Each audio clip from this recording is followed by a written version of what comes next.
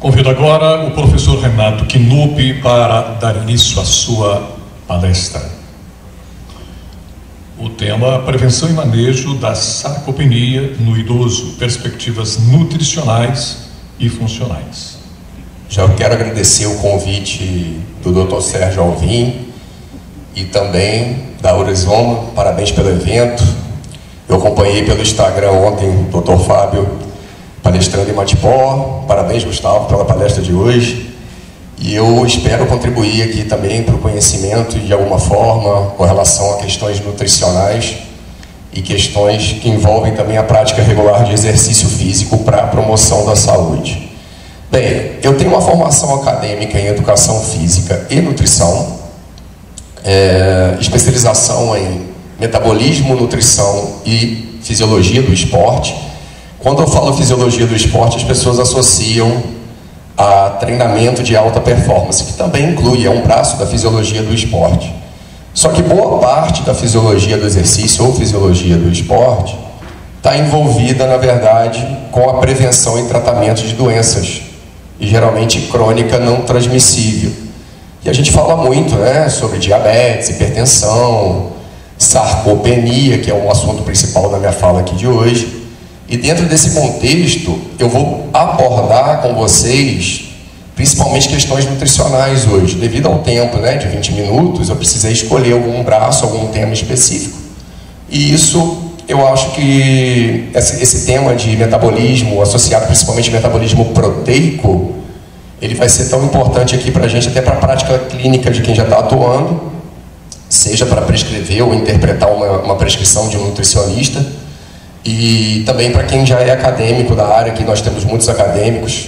E também quero parabenizar pela presença de todos, porque hoje é sábado de manhã, muita gente gosta de fazer outros programas, Só que hoje a gente está aqui nessa reunião maravilhosa com estudantes e também com profissionais.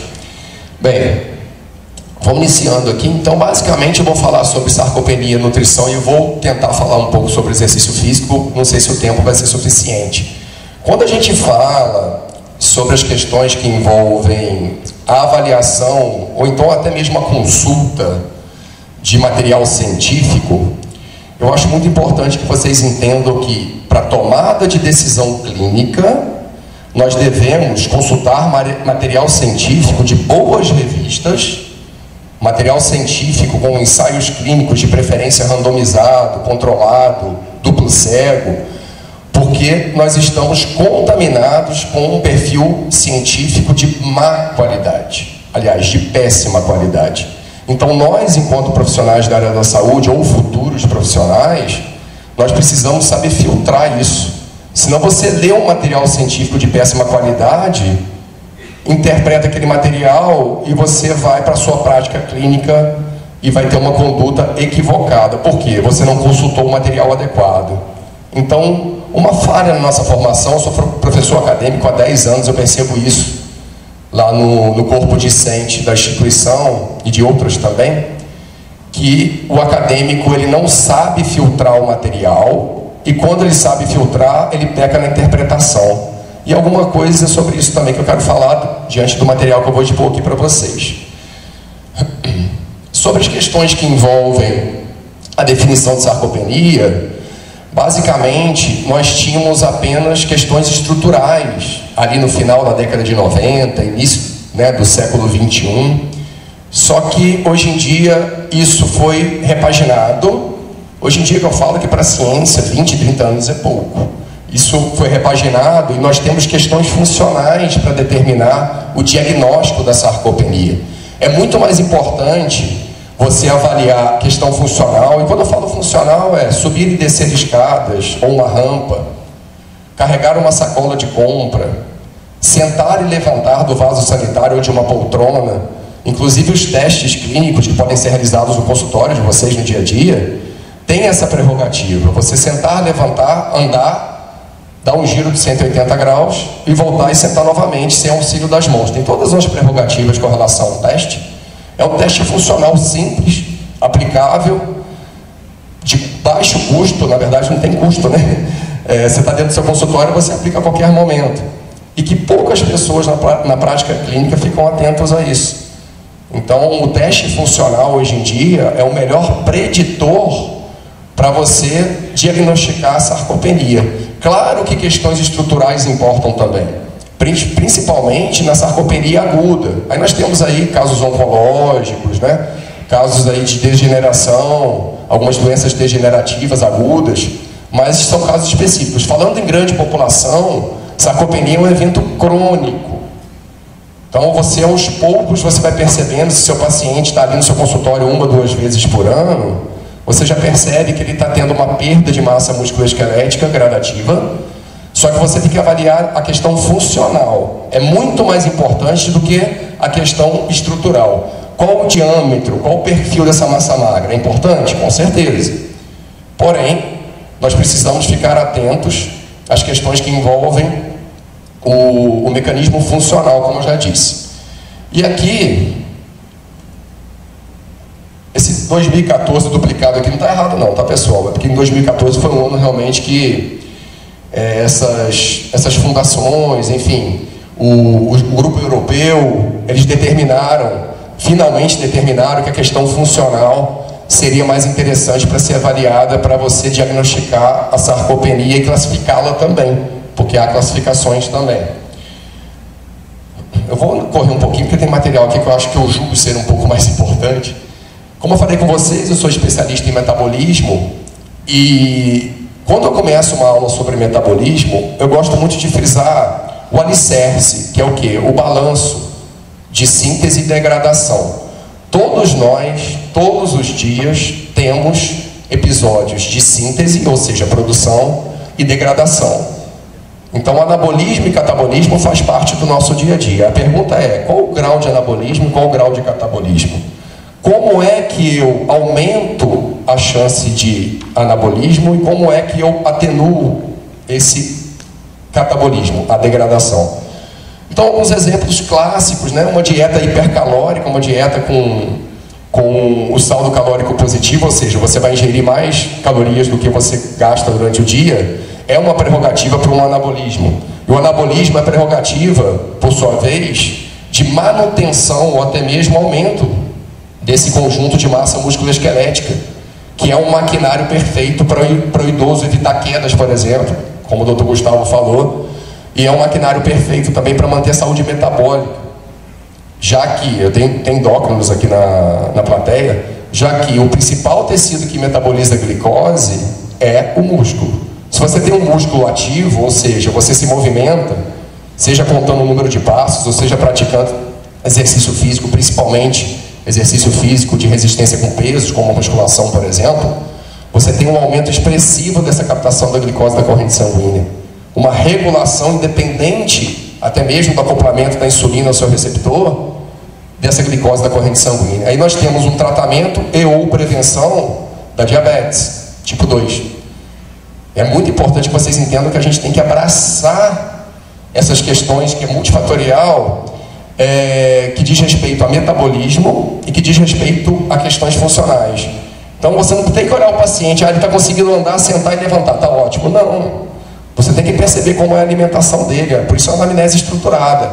A alimentação, a rotina, o estresse, qualidade do sono. Então isso tudo vai englobar uma avaliação clínica para você realmente ter uma conduta um pouco mais assertiva.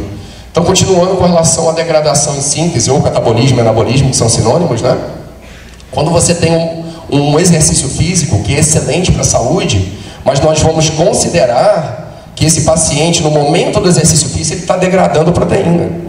Ele está degradando energia. O exercício é catabólico.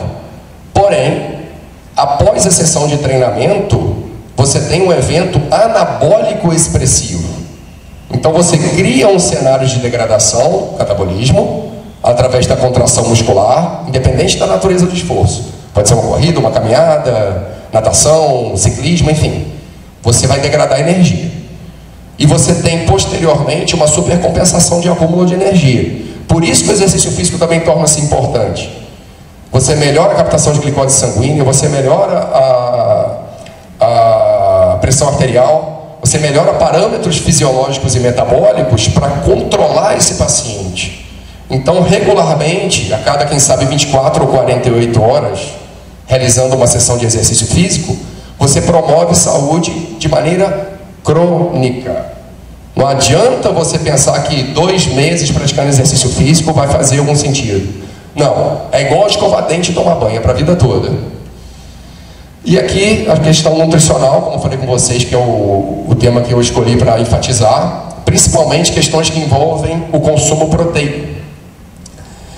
Por que eu escolhi a proteína? Na nossa sociedade, na sociedade brasileira, a maioria das pessoas consomem muito carboidrato, que é excelente. O carboidrato também tem uma ação anticatabólica. Se você consome carboidrato de qualidade e quantidade adequada, você está poupando proteínas. Então, o carboidrato é importante? Sim. O problema é, quais são as fontes proteicas? É um pouco escasso. Então, nós temos carnes em geral, frango, peixe, carne suína, bovina e assim por diante. E nós temos ovos. Os laticínios também entram nessa lista. Mas eles contêm proteína, eles não são proteína. Então, o quanto você tem de proteína no laticínio é um pouco limitado. E nós temos a suplementação proteica, com origem do soro do leite, o famoso whey protein, proteína da soja, proteína da ervilha, proteína do arroz, proteína da carne em pó, colágeno. Eu trouxe um paper aqui, um ensaio clínico, comparando aspectos de síntese proteica, o quanto essa síntese proteica pode ou não ser sinalizada, comparando colágeno, whey protein e proteína da ervilha isolada. Daqui a pouquinho eu vou mostrar para vocês. Só lembrando, pessoal, quando eu falo de proteína, isso aqui é muito importante. Cadê meu slide aqui? Vamos lá. Isso. Nós temos basicamente 2 perfis de aminoácido que formam a proteína. A classe de aminoácidos não essenciais. Por que não essenciais? Porque nós produzimos. Não é essencial no sentido de você não precisa consumir. Então, quando você olha para o alimento, você vai buscar aminoácidos o quê? Essenciais. Esses 8 aqui. Alimentos e suplementos ricos em aminoácidos essenciais.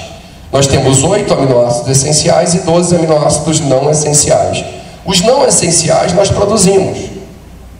Só que qual é a matéria-prima para produzir o não essencial? O essencial.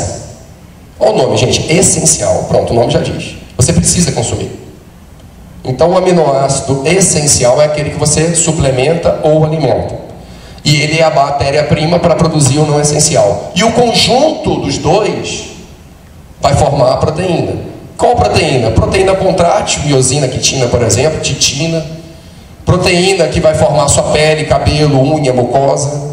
Aí quando a gente vai para a prática clínica, infelizmente, o Gustavo frisou muito bem no final da fala, parabéns, Gustavo, a questão de a prática clínica ser contaminada por questões capitalistas.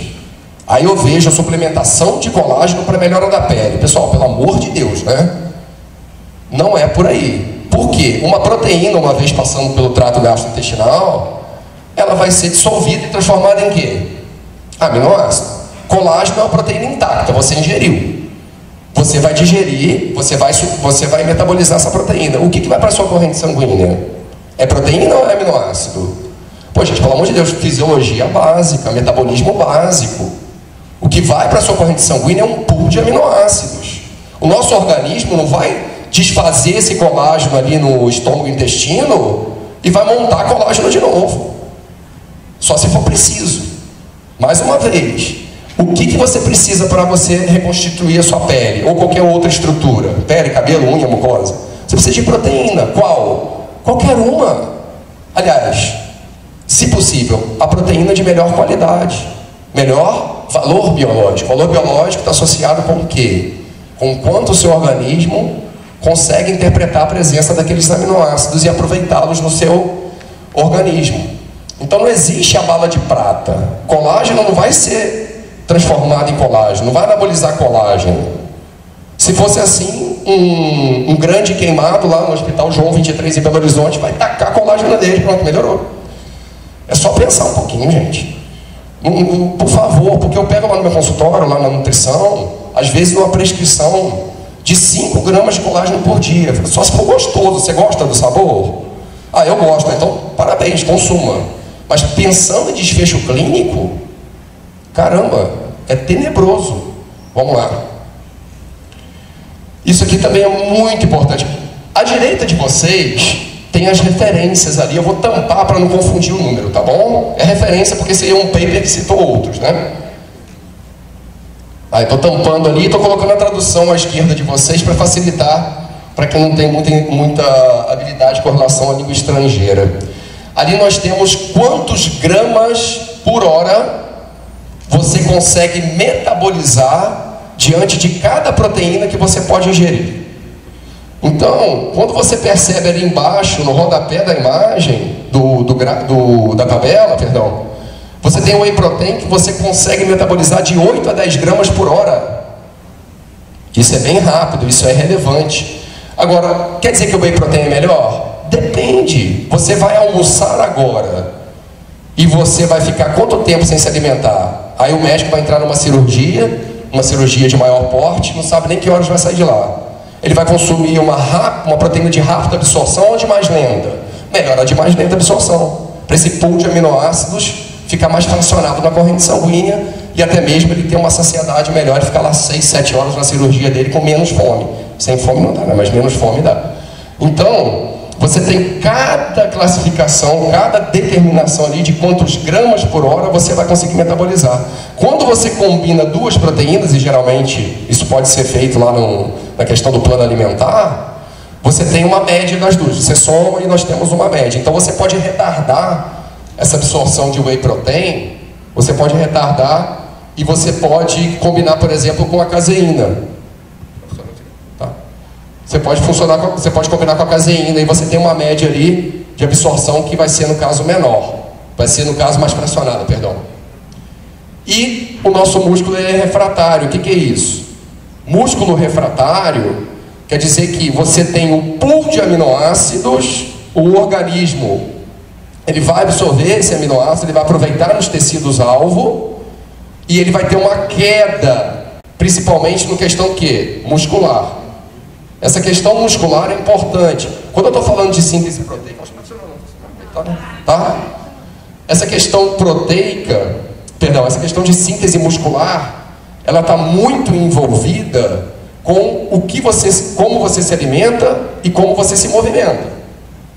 Só que você tem outros tecidos também. Quando eu estou falando daquele gráfico, eu estou falando de síntese proteica muscular, exclusivamente muscular. Por isso que tem aquela máxima também, que você vai, eu vou consumir 50 gramas de proteína e não vou conseguir aproveitar tudo.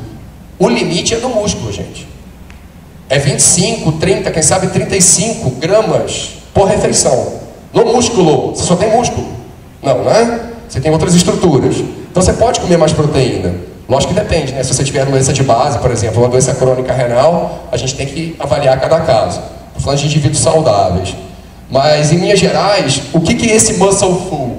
Muscle full é o limite que o nosso músculo tem de fazer a leitura da presença desses aminoácidos, desse pool de aminoácidos da corrente sanguínea. Então, através de uma alimentação após 90, quem sabe 120 minutos, você tem um pico.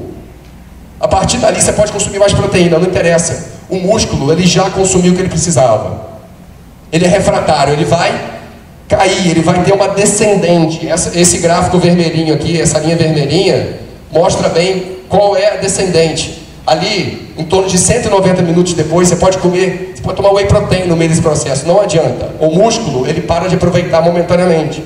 Por isso que as doses, eu vou passar o slide de volta nesse aqui, tá? Por isso que você tem que porcionar isso a cada 3 ou 4 horas.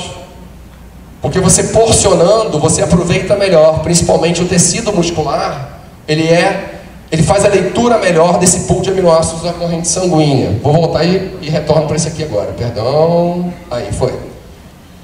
E nós temos, na literatura científica, de boa qualidade, o quanto de proteína você deve consumir calculado por quilo de peso corporal por dia.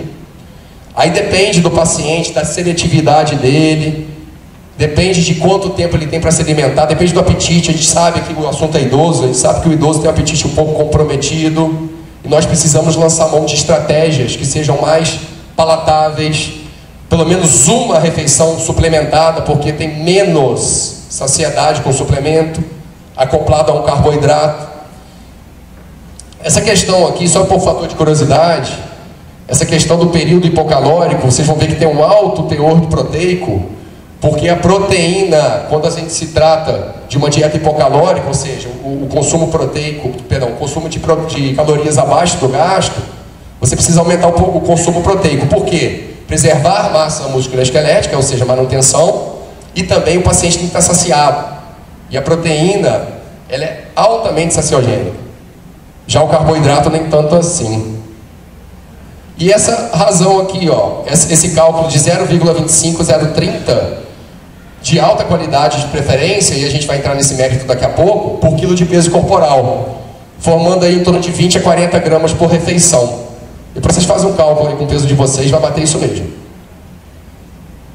E nós temos aqui outras prerrogativas, né? Essa aqui vai estar repetindo no slide anterior. A qualidade da proteína. O que é qualidade? Conter leucina. Leucina é um aminoácido essencial que contém principalmente carnes e laticínios. Então a gente já sabe que se você consome 3 gramas de leucina por refeição, você tem uma qualidade dessa proteína um pouco aumentada. Isso é interessante para questões de síntese proteica. Se você for praticar exercício físico, até 2 horas após o exercício, se alimentar com proteína também seria interessante, uma vez que o músculo está carente, como eu falei agora há pouco, o exercício é catabólico, você precisa ter essa janela anabólica abastecida, só que não precisa ser imediatamente, até 2 horas tem a mesma repercussão clínica. E a questão da distribuição, né? 3 a 4 porções por dia por conta daquele efeito muscle full. Aqui eu trouxe para vocês, eu simulei um caso, né? Uma mulher, 73 anos, 1,65 m, 49 kg. Se vocês forem calcular o IMC, vocês vão ver que o IMC está ali classificado como baixo peso. E essa pessoa, se você for calcular 1,5 de proteína, só um adendo, eu vou calcular 1,5 por quilo de peso corporal, se o ponto de partida dela tiver pelo menos 0,8 a 1, tá? Pelo menos. Às vezes eu pego o paciente no recordatório, percebo que ele tem 0,5, 0,6. Isso é péssimo, eu não posso mais do que dobrar essa quantidade no primeiro momento. Gradativamente eu vou evoluindo para o metabolismo aproveitar melhor essa dose de proteína. Então aqui eu simulei 49 vezes 1,5 gramas de proteína por quilo de peso, tá? No total do dia, 73 gramas e meio.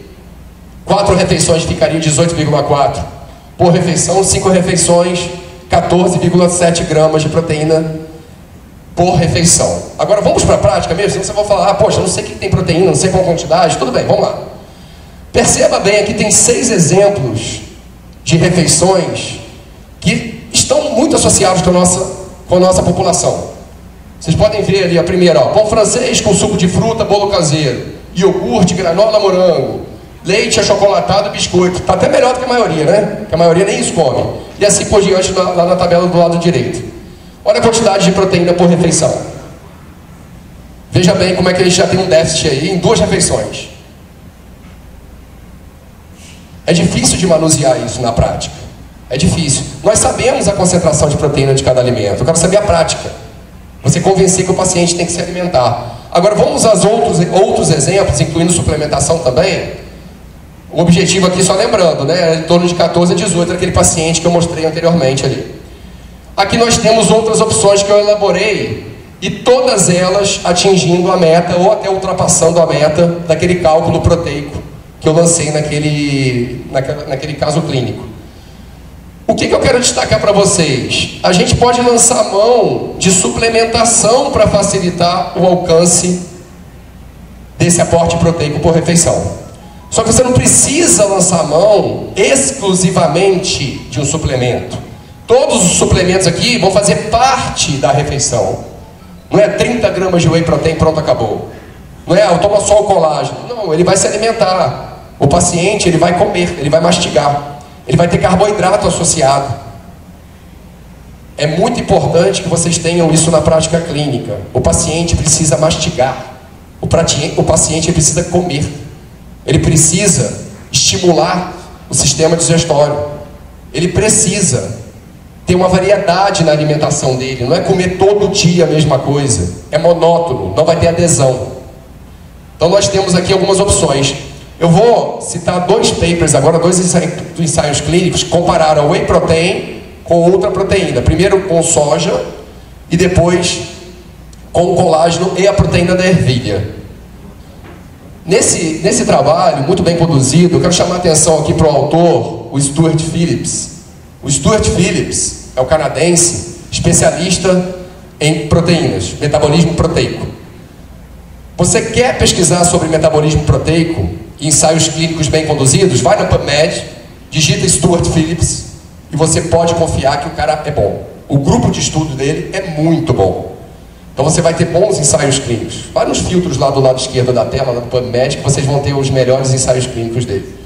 Então aqui, a amostra, que foi em média 71 anos de idade, 30 homens, eu sei que o N é pequeno, aí você vai perguntar, poxa, mas 30?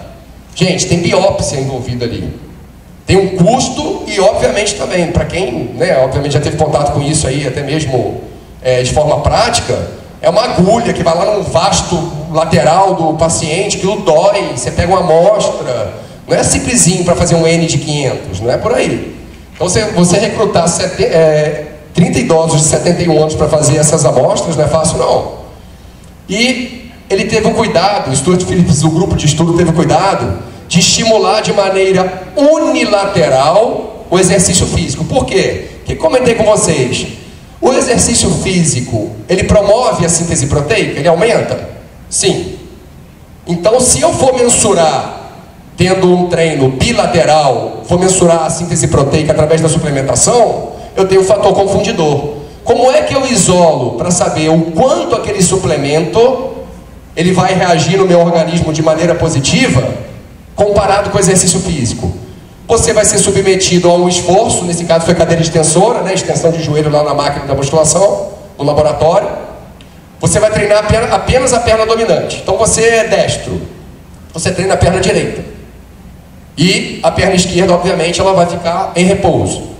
Você vai consumir o suplemento, seja ele 20 gramas ou 40 gramas de whey protein ou proteína da soja. E vai ser realizado 2 biópsias, um no vasto lateral da perna dominante, que foi a treinada, e o outro no vasto lateral da perna que não está treinada. Para quê? Para você verificar qual que é a repercussão de síntese proteica, somando o treino com o suplemento. E automaticamente eu vou ter também o dado apenas do suplemento. Tudo bem até aqui? Beleza.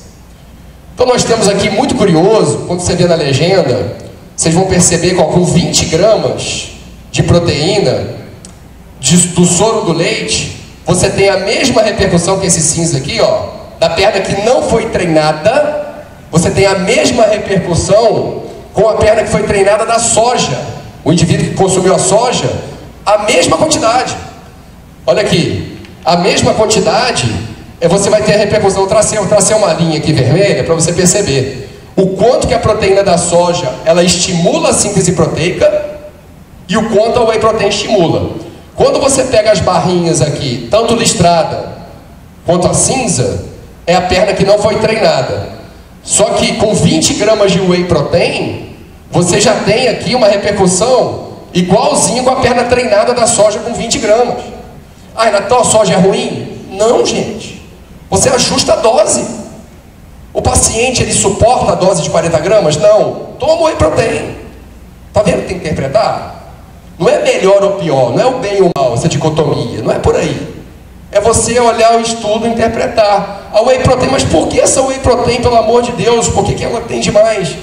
Maior concentração de aminoácidos essenciais, que estimulam mais a síntese proteica. A síntese proteica, só lembrando, é a favor de quê? Manutenção e ou ganho de massa musculoesquelética. Importantíssimo para a prevenção e tratamento da sarcopenia.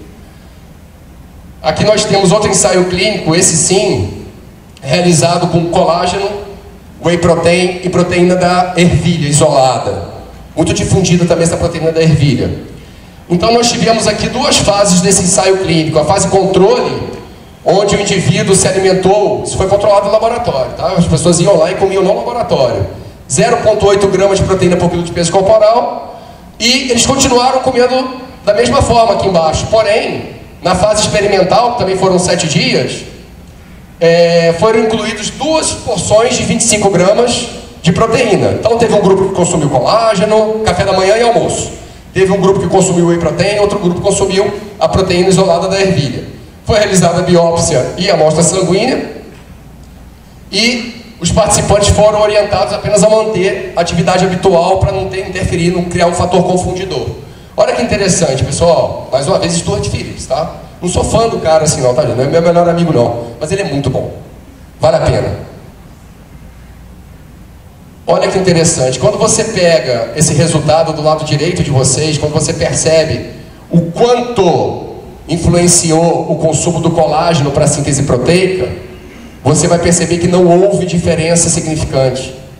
O colágeno, infelizmente, não sinaliza a síntese proteica, assim como a whey protein e a proteína isolada da soja. E anteriormente também vocês viram que a proteína da soja, não, perdão, aí da ervilha. Anteriormente vocês viram da soja. Renato, colágeno é horrível? Lógico que não, pessoal, por favor. Só que quando o desfecho clínico está sendo desenhado para síntese proteica e para manutenção e melhora da massa musculoesquelética, o colágeno não é uma boa opção. Vai melhorar a minha pele? Também não. Para que serve? Para aumentar aporte calórico. Simples assim. Até o momento é que nós temos na literatura científica. Aqui, gente, é uma tabela onde vocês vão ver os aminoácidos essenciais. Só que eu fiz uma tabelinha adaptada, porque não dá para vocês ficarem lendo isso aqui. Eu já percebi que, né, a letra é muito pequena, enfim, a fonte é pequena. Aí eu fiz essa tabelinha adaptada. Eu só recortei lá e colei, tá bom?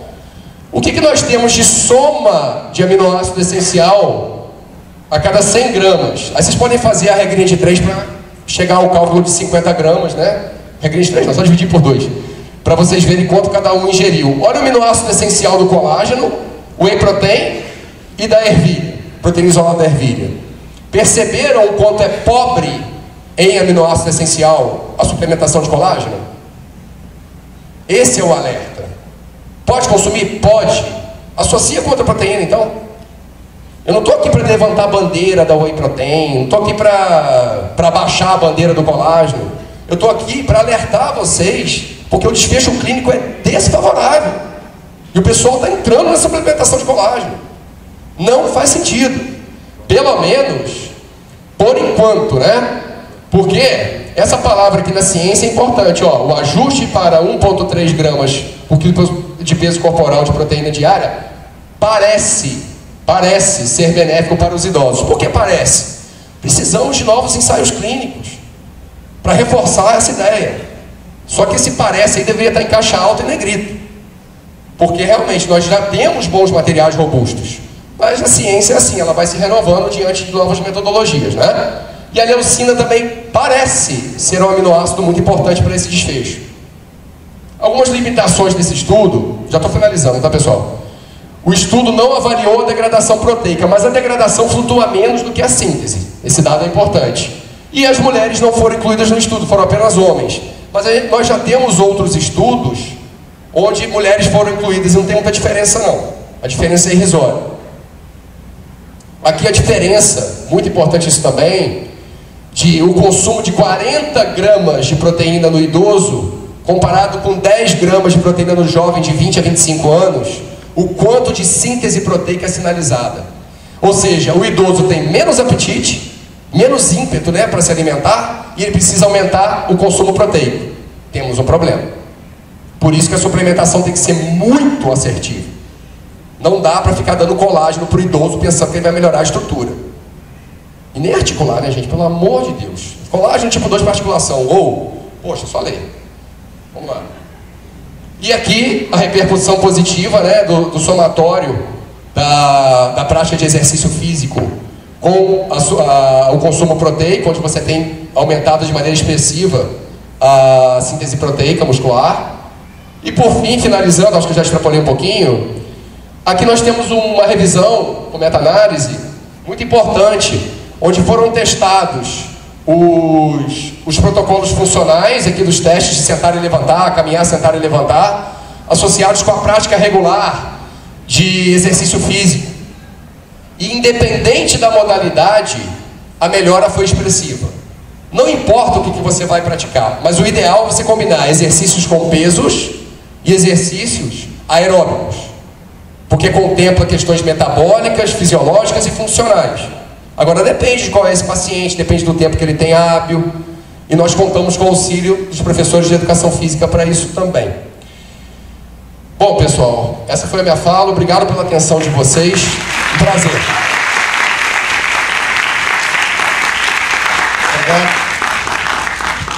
Obrigado, professor Renato Knupp.